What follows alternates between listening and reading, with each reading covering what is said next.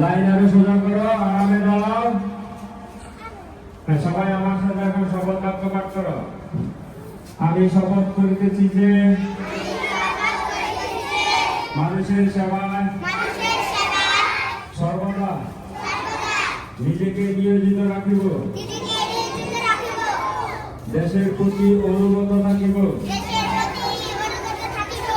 দেশের একতা ও সংহতি বজায় রাখিবার জন্য সর্বদা সচেষ্ট থাকিব। হে মহান আল্লাহ, আমাকে শক্তি দিন,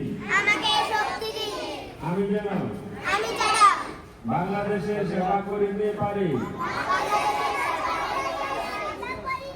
এবং বাংলাদেশকে একটি শক্তিশালী ও আদর্শ রাষ্ট্র হিসেবে গড়িয়ে তুলিতে পারি। আমিন।